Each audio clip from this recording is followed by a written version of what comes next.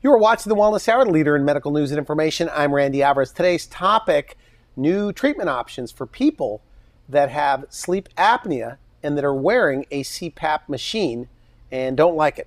My first guest is a dentist that a lot of people are talking about because of the results she's getting with her patients with sleep apnea. My first guest, of course, is Dr. Anna Smith. Dr. Smith, welcome to the program. Thank you, Randy. Now, we've had you on the program talking about dental implants, Fastbraces, but a big part of your practice is sleep apnea. It really right? is. Yeah, and this is something that has occurred kind of naturally over the last few years because of the results that we're seeing with the appliances that we make for patients with sleep apnea. And so as these work and people get them, they just keep telling their friends and neighbors and people that they know, and it's become a pretty big segment of our practice. But I have a general dentistry practice. We do everything. So from really routine fillings and root canals and extractions to more complex things like Fastbraces and implants, and then now sleep apnea. Okay, now, and this is one of those topics, and I will be frank with you that I'm very skeptical. Okay. That a dentist can treat sleep apnea, that people actually with those CPAP machines, and I know a couple, that anticipating you coming on the show, I said this to them, and they said, one of them, that's ridiculous, Randy. That's a very common response. So you've had people that have had to use a CPAP, and now they don't. Right. Is that right? Okay, right. So we're going to get into that in a moment, but again, let's talk a little bit about your background, your training, and how you got involved in this sleep apnea. Sure. So I graduated from dental school in 2004, and I just did general dentistry, my fillings and root canals and extractions for quite a while. And then in about 2006, we learned that my husband has sleep apnea.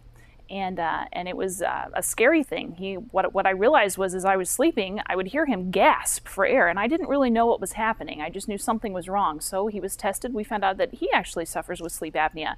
So the treatment that they gave him was the mask. Wear the CPAP. It's a big mask that goes over your nose and your mouth at one time. I've seen photos of it. Right. What's it like for you as a wife to be around?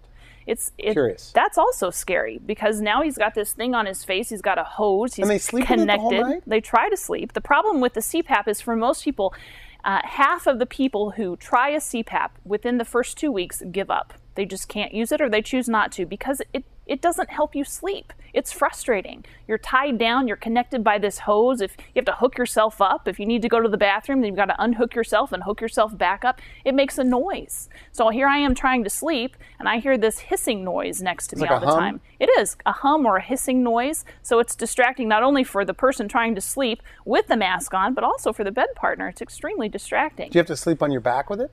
You're supposed to. So if you normally sleep on your side, don't even try to sleep on your stomach. Who can sleep on their back? I didn't know that about CPAP. Yeah, most people can't. It's not a natural thing. But for some people, they will adjust. They will learn how to use this appliance. But most people don't. Most people just can't tolerate all that goes into the CPAP machine. And it was through me talking with some other dentists, I learned that there's actually something I can do. I can make an oral appliance for patients who can't use a CPAP, and all it does, it's extremely comfortable. It just positions, it's like a retainer. Like it holds your jaw open more? It just holds your jaw forward like this. That's it. It's all inside your mouth. It's like a retainer for your top teeth, a retainer for your bottom teeth. So you took some courses? Took lots of courses, did lots of training, and then made one of these appliances for your husband? For my husband. He was my first patient. So he stopped using the CPAP, for people just tuning in, tries the appliance. Right. And you're probably crossing your fingers at this point, right? Because you don't know what's going to happen. Right. I have no idea. I don't know if he's going to be able to tolerate it, how it's going to go. He puts it in his mouth. It's comfortable. He falls asleep. The next morning he wakes up. And for the first time in a long time, he doesn't have a headache. Because people with sleep apnea, typically when they wake up, many of them wake up with a headache because they haven't gotten the oxygen they need throughout the night. And so that was one of the first things that we noticed. He got used to it right away and was able. So it worked. Now, what about you? Because you're listening to him. Yeah, I hear nothing. Which in some ways is concerning because I'm not exactly sure why I hear nothing, but I realize he's breathing. He's just not snoring. He's not gasping. It was quiet. And I could sleep better that way too. So a light bulb goes off, obviously, in your head. It's like, oh boy. Yeah. Because you're onto something now. I realized that I can help people. I can help people get rid of their CPAP. But is there a big crowd, though, of CPAP? Tons. Is there really? Yes. Is it that big of a problem? It really is. We know that 1 in 5 Americans has sleep apnea. That's 20% of the population has sleep apnea. Now, the big kicker is that only 10% of those people know it. There are 90% of people out there sleeping who are gasping in their sleep, who are not breathing like they should be, and they just don't know it yet. They're dying and they don't know it. Okay. So it's a smaller population that has a CPAP and doesn't know it. There's an even broader range of people who aren't aware of it yet. When they find out and they try this mask on their face, they're not going to want that. And the thing that happens is that they just feel desperate. You feel like you're dying whenever you realize I can't do what I need to do to treat myself. And when you can't sleep, by the way, and everybody's Right. had insomnia, I guess if you're over 30 or 40, you feel lousy the next day. Right. Right. I mean, your ambition is affected, Right. your memory. If you don't Everything. sleep, if you don't I sleep know well, the way it is. your life falls apart. So a lot of things that happen with sleep apnea, some of the biggest things are you're more prone to have high blood pressure, and you wake up with high blood pressure a lot of times because that's one thing your body does to try to get you to breathe, to wake you up. It gets your blood pumping, your adrenaline It's goes definitely up. a big way to gain weight. It does. If you don't get the deep sleep, the restful sleep that you need, then your body can't regenerate and balance the hormones that you need to. Lots of times you'll have problems with glucose levels. You'll develop diabetes. You'll become overweight because your cortisol levels get out of control. Interesting. Yeah. There's even a link. There's research now being done to show that there's a link between having sleep apnea and being more likely to develop colon and breast cancer because of hormone levels. They just get out of whack, and your body's natural responses, immune responses, Well, when you don't work. sleep, I guess, there's no doubt about it. That's the repair time. It Well, is. hormone is released. If Right. you're not sleeping, Right. your body's not going to repair and rejuvenate or whatever it does, right? Right. Is that And lots of people think that they're sleeping. They'll clock the time. They'll think, okay, I went to bed at 10 o'clock, the alarm went off at 6, I slept for 8 hours. But they're not really sleeping. They're rolling. I can tell you from personal experience, my husband was just rolling around all night. The covers were off the bed in the morning. He was a wreck. He would wake up in the morning with a headache. He would feel terrible. And this is what we hear from our patients all the time who have sleep apnea. They feel dead. off camera, we were in my green room, Yeah. and I was trying to get stats out of you. Okay. And your husband was there, Yeah. by the way, and I put him on the spot. I said, "You don't wear because I told you I'm skeptical, Right. getting off CPAP," and I said, and you say, "Randy, I don't think," and this is an exact quote, "I don't think I've had any patients that this hasn't worked for." Right. All my Is patients. that right? Except for one, your husband said. One lady, she just forgets to put it in. She falls asleep. She doesn't use it. put her appliance in. It doesn't work. I thought it was a good answer. by the way. Right. But I can honestly say for all the patients I've made this for, except for the one lady who doesn't use it, they get results. They get great results. What do they substantial say? Okay, so they improvements. come in, because not everybody's a candidate, right? Right. But when they come in and you decide to move forward with the procedure, Right. how soon before they call your office and say, "Dr. Smith, it's working"? I would say on average, probably about a month. It takes some people about a month, but there have been people who have called the next day after they've had one night's sleep, and they call and say, "I feel like I'm alive. I feel like I got the first night of sleep in my entire life. I am rested. I can concentrate. I can have a conversation with my wife at breakfast, and I can keep my train of thought." So this is usually diagnosed by the spouse or the partner or whatever, right? So there's a Right. lot of single people out there that have no Right. idea they're not sleeping. They may not realize it. Some of the main things to look for, if you get up in the morning, when it's time to get up, if you don't feel like, I'm ready to get up, that's one of the main things to think about. Oh, good point. Yeah, because you should. After 6-8 hours, you should feel rested. Another thing is if you feel like you need to take a nap or you feel drowsy in the afternoon, that is one of the biggest signs that you may have a sleep disorder. What's the biggest, who's skeptical the most? Is it the patient or is it the doctors? I think it's both. I think doctors are skeptical because they haven't seen them work. And so a lot of the research is from the past. It's from 10, 15, 20 years ago when we would take this appliance. It was just kind of it was a very beginning type of appliance. And then we would put it in somebody's mouth and we would test them right then and see, is this working? And most of the time it doesn't work the first night. Remember I said it takes a month. Yeah, that doesn't make sense to me. Why? I mean, Right. if you're opening up the airways, shouldn't it Right. work right away? The appliances that I make are adjustable. And so we make them to fit your mouth like it is now, but then we show you, and I help the patients adjust them. So the longer you stretching it a have little it, bit? stretching a little bit, and the longer you have it, the better it works. So the further out we can comfortably bring your jaw, the bigger your airway opens while you sleep and the more air you get. So then you feel better during the day. But most of the research these doctors have been looking at are from years ago. And it just showed You're that... in St. Yep. Louis, okay. Yes. So would you say there's 500 people, 1,000 people within an hour? Sure. maybe 1,000 people that have CPAPs? Oh, more. More than that? Oh, more, yeah. Is that right? That's Yeah. interesting. I guess you just don't hear about it. It's that embarrassing. People okay. don't talk about it. They're embarrassed by it. A lot of the patients who come to me, they know they have a problem. They know they have sleep apnea. Their friends, for example, Brian was a patient of mine. And when he would go hunting with his buddies. Brian is who? Brian is just a patient of mine. Okay, I got you. Okay. And when he would go hunting with his buddies, they would say, "Gosh, Brian, you were snoring so loud and you gasp in your sleep." It was embarrassing, but he knew what was going to happen. He knew he was probably going to have to wear that mask. Well, how's he going to go hunting if he has to wear a mask on his face? Can't plug it in. You can't. There's no place. And so this was his light bulb. This was his lifeline. So when he got his appliance, he can easily, it's like a retainer. Anybody can wear retainers. Does the partner that comes in, are they almost happier than the patient themselves, or is it equal? What do you hear? I mean, give me a story. Give me a story. It's both. Gosh, I have so many stories. My very first patient I ever treated with this was second to your husband, or your husband was the first? Yeah, he was the first. So Peggy would be number 2, and she came in. Her main complaints were she hated having to be strapped down while she slept, and she was an older lady. She just didn't like being strapped down, and she didn't like that when she had to get up to go to the bathroom at night that she had to unhook herself and hook herself back up. And so we made her an appliance, and she wears her appliance every night. And she said within the first month, she was telling me not only does she have freedom now, she can roll over and she doesn't have to be wound up in these cords, but she was getting the restful sleep she needed. She didn't have to get up so many times during the night to go to the bathroom. So instead of it being 3 or 4 times, now she's down to 1 or 2. And that was an aha moment for me too, because I didn't realize that that's one of the things that can change. So not only are you getting rid of this thing on you that straps you down and makes you feel burdened, but there are huge health benefits to getting the sleep that you need too. One very, very common one is you don't have to get up as much during the night. Okay, a CPAP person watching this right here, or the loved one, the partner is watching this. Who's an ideal candidate, and who is the person that's not a candidate?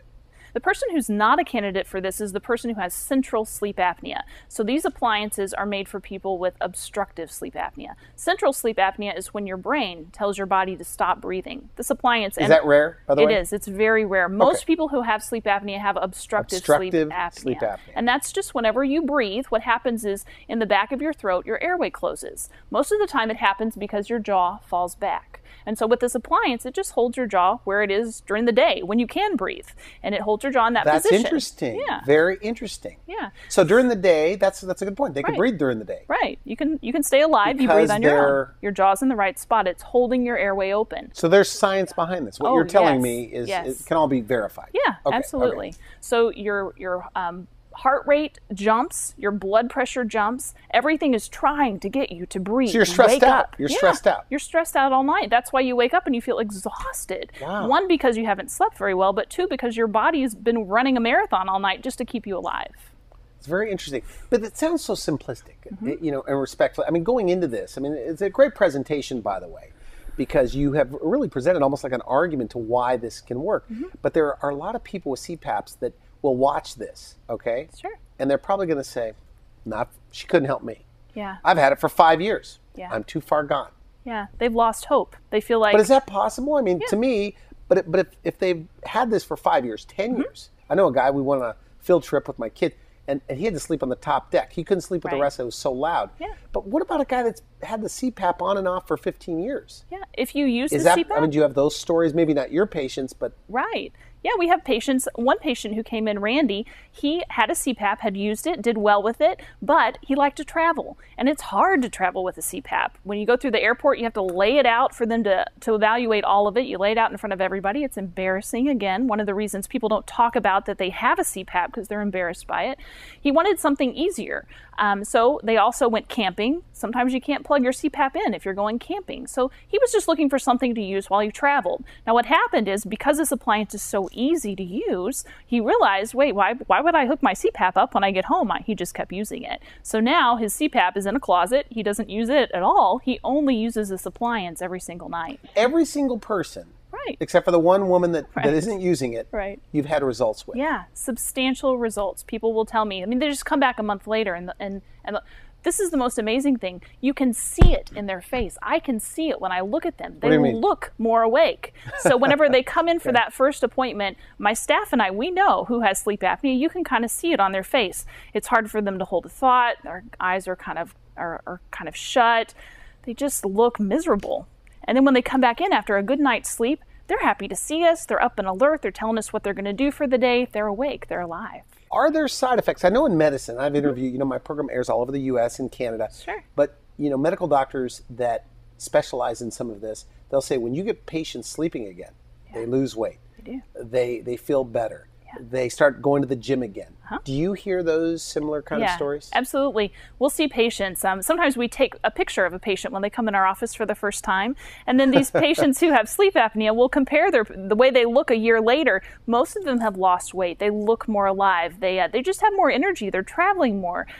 One guy that stands out in my mind, his name is Joe. He actually wasn't able to sleep in the same room with his wife because it was the noise was so overwhelming from his... I've heard that, by the way. They just don't sleep together at all. They can't. They have separate... And these are young people, 40, 50, whatever. They have separate bedrooms in the same house because they can't sleep together. And so we got him off the CPAP, got him on the appliance. He's sleeping better. He has more energy. His wife can now sleep. They share a bedroom now.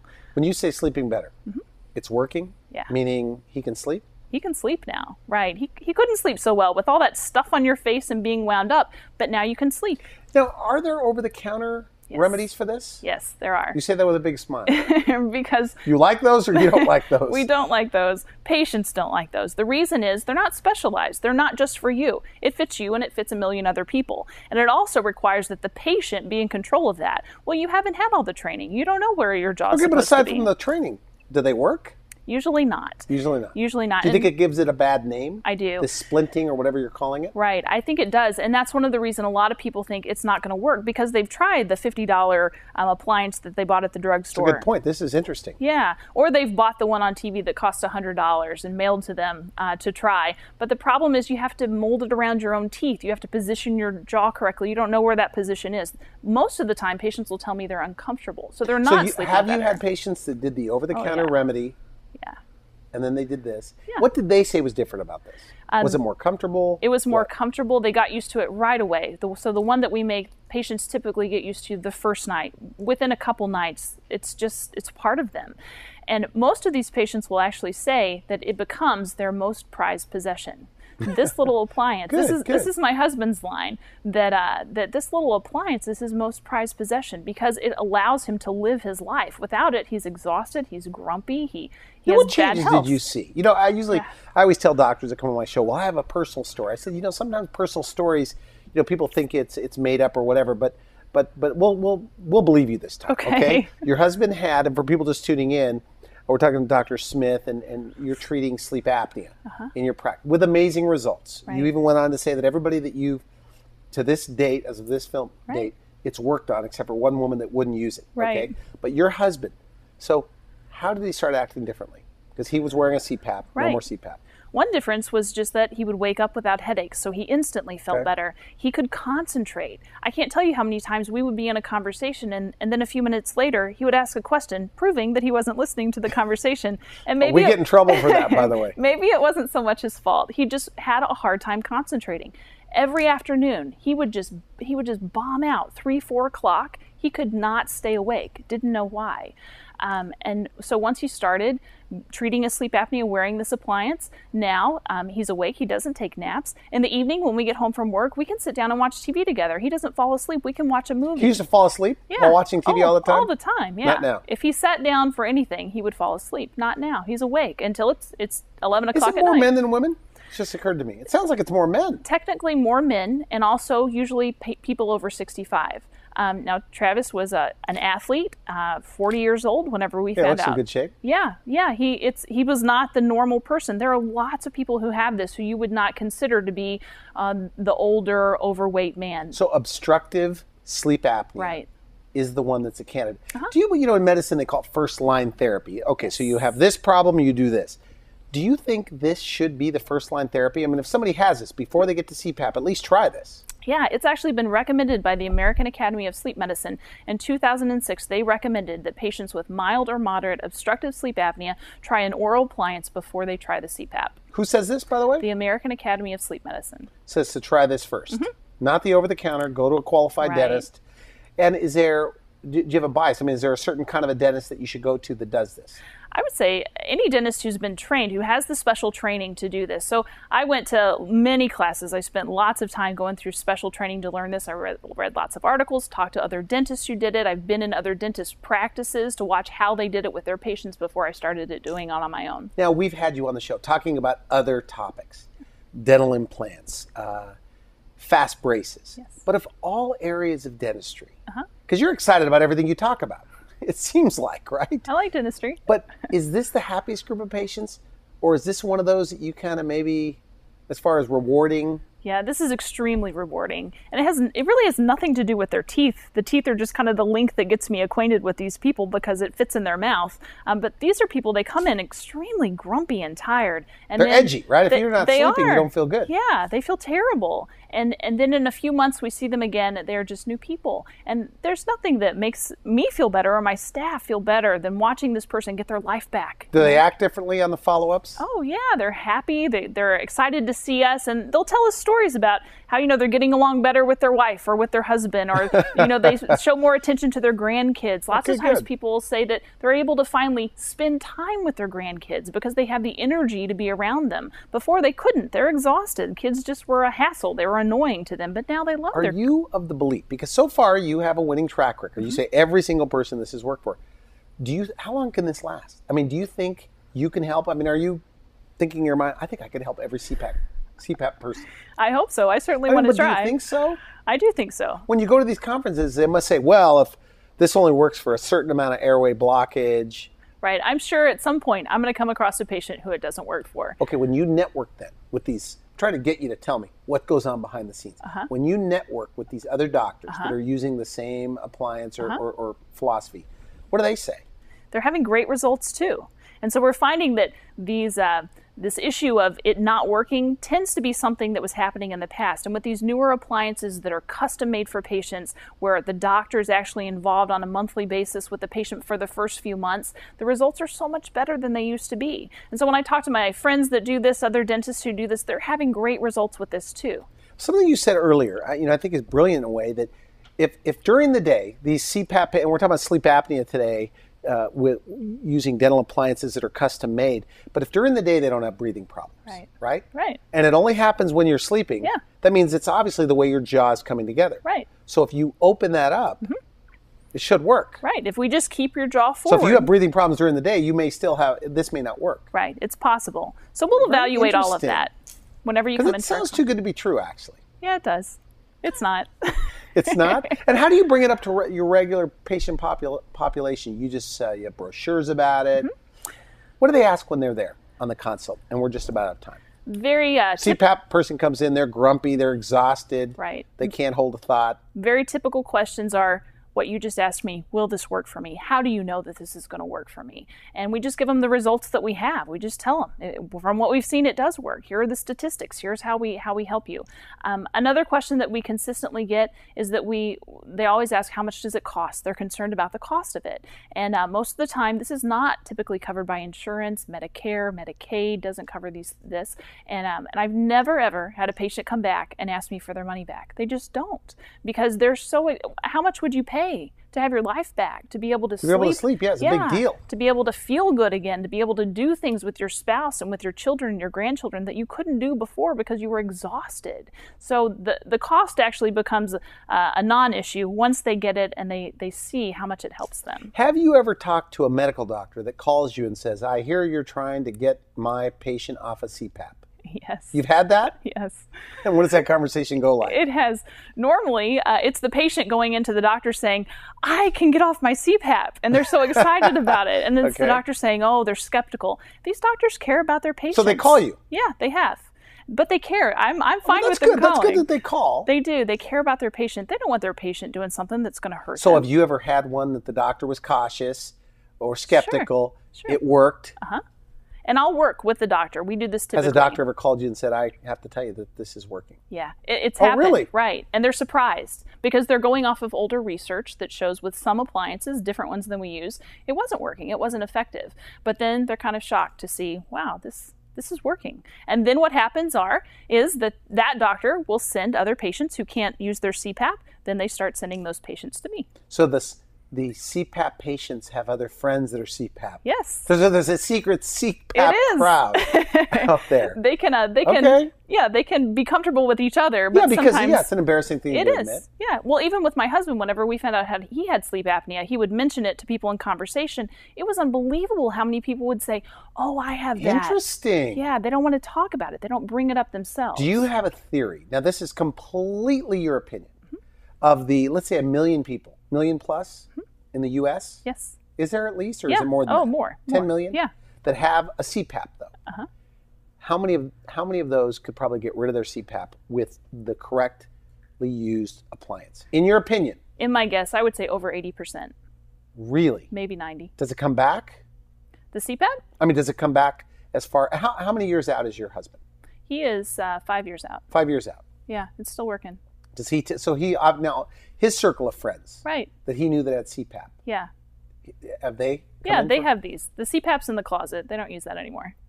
Very interesting. Yeah. Very interesting. So good for you. So final message. Somebody watching this, they've been told by their partner, you have a and are there early, and we're out of time, but are there early stages, obviously, before you get to the CPAP? So early intervention is probably better. It is. The sooner that we can find this, then the less likely you are to develop all those terrible things that we talked about. So you're less likely to have a stroke, to have high blood pressure, to gain a lot of weight. So the sooner we find out that you have this issue, the better it is for you to get it treated. What about the chronic snores? Big time snores. Right. Will this take the snoring away? Usually it does.